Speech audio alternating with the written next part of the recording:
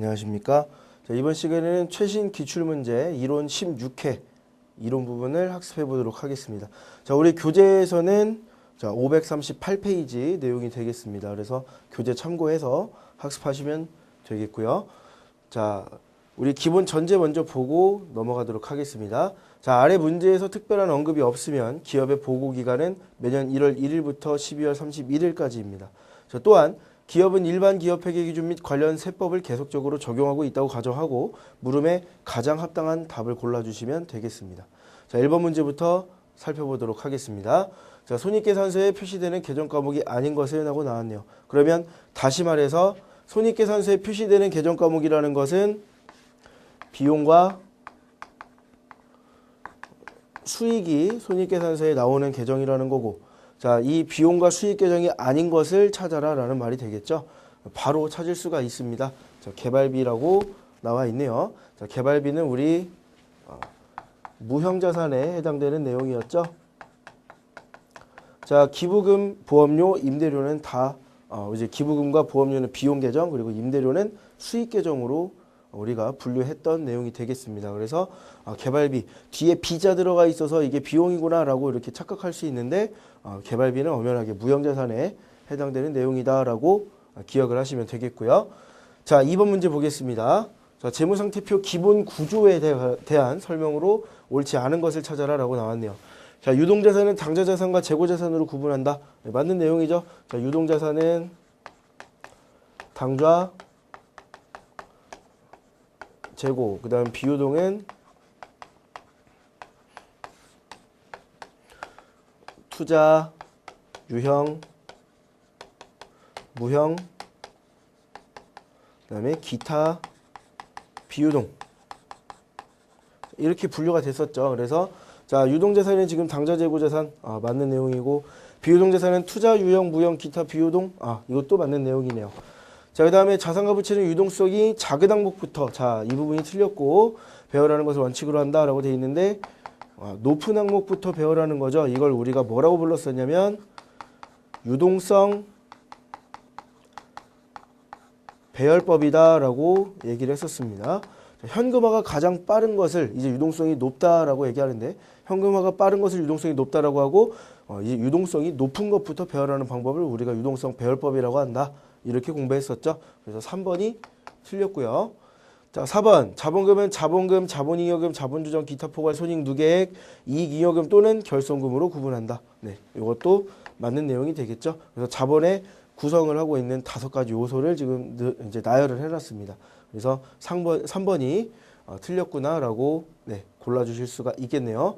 자, 계속해서 3번 문제 보도록 하겠습니다.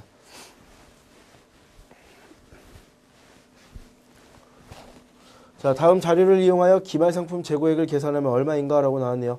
자, 기초상품 재고액 나와 있고요. 자, 여기에 단기상품 매입액 20만원 더해 주시고, 자, 여기서 매출액 30만원을 빼면 우리가 궁금해하고 있는 지금 기말상품 재고액이 나오죠. 자, 이렇게 계산을 하면 지금 제가 지금 매출액을 썼네요. 여기다가 매출 원가를 썼어야 되는데, 자, 매출 원가를 다시 한번 써보겠습니다. 자, 매출 원가를 지금 보니까 매출액에서 매출 총이익이 5만 원이 나왔다라는 말은 30만 원에서 우리가 매출 원가를 뺐더니 5만 원이 나왔다. 그래서 매출 원가는 다시 말하면 25만 원만큼이 매출 원가다라는 소리가 되겠죠. 자, 그럼 여기서 25만 원을 차감을 해주시면 자, X가 나오겠네요. 그러면 정답은 1번이다 라고 골라주실 수가 있겠고, 자, 다르게 푸는 방법 있죠. 자, 25만 원이라는 매출원가를 우리가 구했으니까 T계정으로도 계산을 할 수가 있겠습니다. 자, 기초 10만 원, 그 다음에 우리가 궁금한 거 기말의 X, 단기상품 매입한 거 20만 원, 자, 그리고 매출원가가 25만 원. 자, 이렇게 들어가면 X는 5만 원이다 라고도 이렇게 빠르게 구할 수가 있겠죠. 그래서 우리 지금 이 밑에서 좀 이제 한번 꼬아서 냈는데 매출원가를 안 내고, 자, 매출원가를 구할 때는 매출액에서 매출 총이익을 차감하면 매출원가를 구할 수 있다. 다들 이제 손익계산서 식은 알고 계실 거니까 이렇게 계산을 할 수가 있겠습니다. 자, 계속해서 4번 문제 보도록 하겠습니다. 자, 한공 이제 2016년 1월 1일부터 12월 31일에 이렇게 사업연도를 가지고 있는 한공은 7월 1일에 자동차 손해보험에 가입해서 1년분 보험료 120만 원 현금으로 지급하고 자, 보험료를 계상했다라고 돼 있네요. 자, 여기까지 한번 거래를 인식해 보겠습니다. 자, 7월 1일에 지금 보험료가 120만 원만큼 발생한 겁니다. 그리고 현금으로 120만 원을 지급했다라고 했죠. 자, 그리고 기말결산분계를 하는데, 자, 기말결산분계 하기 전에 그림을 하나 그리면 되죠. 자, 7월 1일에 돈을 냈고요. 12월 31일에 결산을 할 거고, 내년 6월 30일까지가 기간입니다. 자, 그러면 올해의 비용과 내년의 비용, 이런 것들을 따져줘야 되는데, 자, 우선 손익계산서에 지금 현재 보험료가 120만 원으로 올라가 있고요. 자, 재무상태표에는 아직 아무것도 없는 상태입니다. 자, 지금 기간을 나눠보니까 올해는 6개월이 남았고요. 자, 내년에도 6개월이 남았죠. 자, 그러면 이 120만 원 중에 올해의 비용은 60만 원으로 계산을 할 수가 있겠고, 마찬가지 내년의 비용도 우리가 60만 원으로 계산을 할 수가 있겠네요. 자, 이렇게 올해 비용이 60만 원이다 라고 계산을 했으면 이 보험료 지금 120만 원 올라가 있는 거 60만 원으로 줄여주셔야 되겠죠. 그리고 이 60만 원만큼 줄인 걸 우리가 재무상태표에 선급 비용으로 60만 원만큼 이렇게 반영을 해주시면 되겠네요. 그래서 손익계산서에 60만 원만 올해의 비용으로 남도록, 그리고 우리 재무상태표에는 선급 비용이라는 계정이 들어오도록 분계를 해주시면 되는데, 자, 분계를 해보면, 자, 보험료 120만 원으로 돼 있으니까 대변에 보험료를 써서 60만 원을 줄여주시고, 자, 이걸 우리가 선급 비용이 60만 원이 발생했다라고 이렇게 정리해서 보시면 되겠죠. 그러면 자, 이 똑같은 분계 찾으시면 됩니다. 그러면 지금 선급 비용으로 정했었는데 선급 보험료로 체크를 해놨네요. 그러면 어쨌든 보험료는 우리 3번으로 문제를 풀 수가 있겠죠. 자, 선급 비용 혹은 선급 보험료 둘 다 가능합니다. 그래서 우리가 실무에서 할 때는 선급 비용을 좀 더 많이 사용을 하고요. 우리 이제 이론에서 문제 풀 때 선급 보험료를 해도 무방한 내용이 되겠습니다. 그래서 정답을 3번으로 이렇게 골라주실 수가 있겠죠.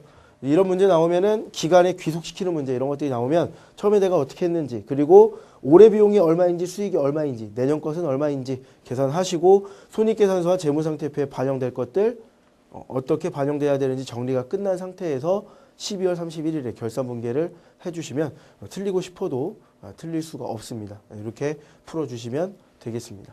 자, 5번 문제 계속해서 보도록 하겠습니다.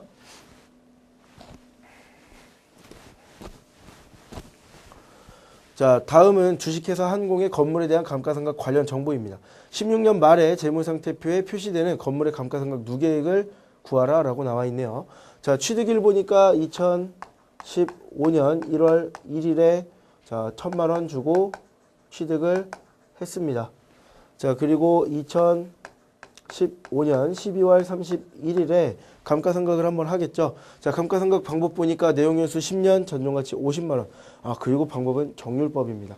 자, 그러면 정률법의 식은 자, 우리 취득 원가에서 감가상각 누계액을 빼주고요. 자, 여기에다가 우리가 정률을 곱해줬었죠. 이대로 한번 식을 대입시켜서 우리가 15년도에 얼마나 인식을 했어야 되는지 확인해 보도록 하겠습니다. 자, 1,000만 원에 지금까지 감가상각 누계액 없고요. 곱하기 28%입니다. 그러면 15년도에는 280만 원만큼의 감가상각 누계액이 생겼을 거고, 자, 그래서 이걸 재무상태표에 그려보면 자, 지금 건물이죠. 건물이 1,000만 원짜리인데 자, 감가상각 누계액이 지금 280만 원으로 올라가 있는 상태가 되겠습니다. 그러면 이 건물은 720만 원만큼의 장부가액을 가지고 있다라고 볼 수 있겠고요. 자, 계속해서 2016년도 12월 31일에 감가상각을 해보겠습니다. 자, 식도 그대로 적용해보면 1000만 원에서 자, 지금까지 280만 원 감가상각 했죠? 자, 280만 원 감가상각 했고요. 자, 곱하기 28% 해주면 되겠네요. 자, 계산기 한번 계산해보면 201만 6천 원입니다. 자, 이게 201만 6천 원 이렇게 계산이 된대요.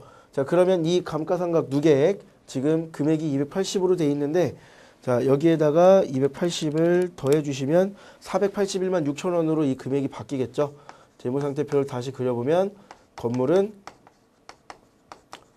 1000만 원짜리인데 감가상각 누계액이 481만 6천 원으로 바뀔 거고요. 자, 이걸 우리가 1000만 원에서 빼주면 518만 4천 원이네요. 장부가액은 518만 4천 원. 자, 이렇게 표시가 될 겁니다. 자, 그래서 감가상각 누계액은 얼마냐라고 나왔었기 때문에 바로 이렇게 481만 6천 원이 정답이다라고 골라주실 수가 있겠네요. 그래서 이렇게 감가상각 하면서 옆에다가 우리 재무상태표를 같이 그려주시면 충분히 풀 수 있는 문제가 되겠습니다. 정답은 4번으로 이렇게 골라주실 수가 있겠고요. 자, 식을 정확하게 알고 계시면 간단하게 풀 수 있는 문제였습니다. 자, 6번 보겠습니다. 자, 6번 보면요. 항공의 수정전 영업이익은 250만 원이다 라고 써 있습니다. 250만 원만큼의 우리 영업이익이 있는데 오류사항을 수정할 경우에 수정 후에 영업이익은 얼마인가 라고 나왔네요. 자, 기말상품 재고액이 30만 원 과소계산됐다. 다시 말하면 T규정을 그려보면 지금 30만 원이 기말이 작게 나왔다. 다시 말하면 매출원가는 이미 크게 계상되어서 계산이 끝난 상태다. 그래서 영업이익에다가 30만 원만큼 더해줘야 원래대로 기말상품 재고액을 다시 원래대로 만들어 줄 수 있겠죠. 자, 그리고 본사사무실 임차료 지급분 자 10만 원을 지금 올려야 되는데 안 올렸대요. 비용을 적게 올린 겁니다. 그럼 여기서 10만 원만큼을 다시 차감을 해주시면 우리가 원하는 이제 오류 사항을 수정한 후에 금액이 나오겠죠. 자, 이렇게 계산을 해보면 270만 원이 계산이 됩니다. 그래서 정답이 3번이구나 이렇게 간단하게 풀어주실 수 있겠습니다. 자, 계속해서 7번 문제 살펴보겠습니다. 자, 다음은 항공이 기말 현재 보유하고 있는 특허권 개정에 대한 자료가 되겠습니다. 이에 대한 설명으로 옳지 않은 것을 나왔네요. 자, 우선 특허권이 나왔는데 자, 전기에 이월된 거 기초 금액이 350만 원입니다. 그리고 이번에 무형재산 상각비 50만 원이 발생했네요. 그러면 지금 나와 있는 거 차기 이월되는 게 300만 원이다. 이렇게 나와 있는데 자, 1년에 감가상각비가 자, 50만 원이다라는 부분을 확인을 할 수 있겠고요. 자, 단기결산일은 16년 12월 31일이라고 돼 있고 상각 방법은 정액법 그리고 특허권 취득한 건 2013년 1월 1일입니다. 자, 그리고 내용연수는 10년이고 전용가치는 없네요. 자, 내용연수가 10년이라는 거는 곱하기 10을 했을 때 이 특허권의 원래 가격은 500만 원짜리구나 라고 판단을 할 수가 있겠네요. 자, 이 상태에서 뒤에 있는 부분 살펴보면서 문제 풀어보도록 하겠습니다. 자, 1번 보니까 특허권의 취득원가는 350만 원이다. 방금 우리가 계산한 거 나왔네요. 자, 350만 원이 아니고 500만 원이다 라고 고쳐주시면 되겠고 특허권의 연간 상각비는 50만 원이다. 1년 감가상각비 50만 원이라는 거 확인했었고요. 결산 정리하고 특허권의 장부 금액은 300만 원이다. 350만 원짜리가 올해로 넘어와서 50만 원 감가상각되고 남은 거 300만 원이 내년으로 2월 됐죠? 네, 맞는 내용이고요. 자, 결산일의 특허권 상각 분기에는 차변의 무형재산 상각비, 대변의 특허권이다 라고 나와 있는데 자, 앞에 잠깐 다시 보겠습니다. 자, 이거 계산할 때 하기 어려우면 이렇게 옆에다가 선 하나 긋자 그랬죠? 그리고 여기 위에 있는 특허권이 이쪽으로 내려오면 됩니다. 자, 이렇게 직접 상각하는 직접법으로 무형재산을 상각을 하고 있네요. 그래서 4번도 맞는 내용이다 라고 체크를 할 수가 있겠죠. 그래서 정답은 1번이다 라고 이렇게 고를 수가 있겠습니다. 원래 특허권의 취득원가는 내용연수가 10년이었으니까 1년에 50만 원씩 정액법이고 10년이니까 500만 원짜리다 이렇게 볼 수가 있겠죠. 자, 8번 문제 보도록 하겠습니다. 자, 다음 중 도매업을 영위하는 기업의 손익계산서상 영업이익에 영향을 미치지 않는 거래는. 다시 말하면, 자, 우리 매출액에서 매출 원가를 차감하고요. 자, 매출 총 이익이 나오는데 여기서 판매비와 관리비를 빼주면 영업이익입니다. 그런데 이 영업이익에 영향을 미치지 않는다? 이 밑에 있는 식에서 나오는 내용들이 되겠죠. 이 위에 있는 것들은 영향을 줄 거고 밑에 있는 것은 영향을 주지 못한다 라고 판단하고 문제를 보시면 되겠고요. 자, 1번 보면 본사 건물에 대한 감가상각비를 비용으로 계상했다. 자, 이거 우리 판매비와 관리비에 해당이 되죠. 그러면 1번은 영향을 줄 거고, 자, 단기 대여금에 대한 대손 충당금을 설정했다.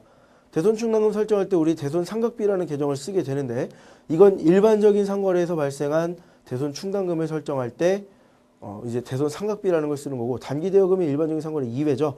그러면 영업의 비용에 해당되는, 자, 기타의 대손 상각비라는 계정을 쓰게 돼 있습니다. 그래서 2번이 영업이익에 영향을 주지 않겠구나 라고 바로 골라주실 수 있겠고, 자, 3번 직원들의 단합을 위해서 회식비를 지급했다. 복리후생비가 지급이 됐는데 800번대에 있는 판관비에 해당이 되죠. 그래서 3번은 영향을 줄 거고, 명절 선물을 구입해서 거래처에 증정했다. 다시 말해서 접대비가 발생한 건데 이것도 판매비와 관리비에 해당이 됐었죠. 그래서 2번이 정답이구나 라고 이렇게 골라주실 수가 있겠습니다. 자, 8번까지 풀어봤고요. 자, 9번 보겠습니다. 자, 문제 읽어보겠습니다. 한공은 전기에 대손 처리한 외상매출금 10만원을 단기 현금으로 회수했다. 이 경우에 올바른 회계 처리는 하고 나왔네요. 자, 전기에 대손 처리한 외상매출금을 이번에 받았습니다. 우선 현금으로 회수했으니까 차변에 현금 10만원을 받았고요. 자, 대손 충당금으로 처리했던 거 우리가 다시 회수하게 되면 예전에 우리가 대손 처리했던 걸 다시 원래대로 돌려줘야 된다 그랬죠. 자, 이 현금으로 회수하면서 원래 정답은 대손 충당금이 10만원이다 라고 나올 건데, 자, 이게 정답이어서 이제 3번이다 라고 이렇게 바로 골라주실 수도 있는데, 정식적으로 이렇게 정확하게 한번 분계를 전체를 다시 해보면 원래는 대손 충당금을 쓰고 외상 매출금을 줄이는 대손이 발생했을 때 이런 분계를 했었을 겁니다. 이 분계에 반대 분계를 해주셔야 돼요. 그래서 외상 매출금을 다시 늘려주고 대손 충당금이 늘어나는 분계를 해준 다음에, 그 다음에 다시 현금을 받아왔고 우리가 이걸 외상 매출금을 회수한 거다라고 이렇게 표현을 해주면 이 외상 매출금이 상계돼서 없어지죠. 그럼 다시 남는 거는 차변의 현금 대변의 대손 충당금입니다. 그래서 이걸 어떻게 외우자라고 했었냐면, 전기 대손 단기 회수는, 자, 무조건, 자, 대변의 대손 충당금을 쓰고 시작을 한다. 그래서 전기에 대손 처리했던 걸 이번에 회수를 했다. 그러면 그냥 대손 충당금을 대변에 쓰고 시작을 하는 겁니다. 그리고 받아온 거 차변에 입력을 해주시면 우리 분계를 간단하게 할 수 있겠죠. 그래서 정답을 3번으로 이렇게 빠르게 골라주실 수가 있겠습니다. 자, 계속해서 우리 10번 문제 풀어보도록 하겠습니다. 자, 다음 중 기타 포괄 손익 누계액에 해당하는 계정 과목으로 옳은 것은 하고 나왔네요. 기타 포괄 손익 누계액에 해당하는 것. 자, 단기매매증권 처분이익, 영업의 수익에 해당되는 내용이었죠.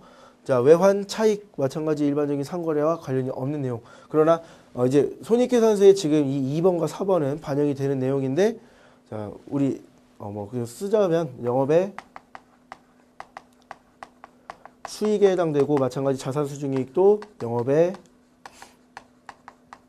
수익에 해당됩니다. 그런데 기타 매도가능증권 평가이익은 우리 재무상태표에 반영된다. 정확하게는 자본 밑에 있는 기타 포괄 손익 누계액의 표현이 될 거다라고 이렇게 공부를 했었습니다.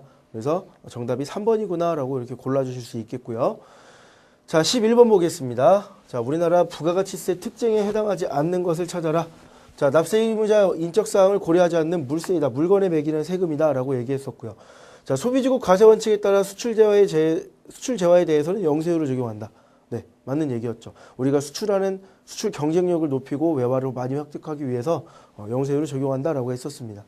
자, 그다음에 3번 보면 납세 의무자인 사업자는 영리 목적이 있는지 여부는 무관하다. 사업자는 그냥 계속적이고 반복적이고 독립적이면 된다라고 얘기를 했었죠. 3번도 맞는 얘기가 되겠고요. 자, 4번 보면 전 단계 거래액공제법에 따라 부가가치세를 계산한다라고 되어 있는데 거래액이 아니고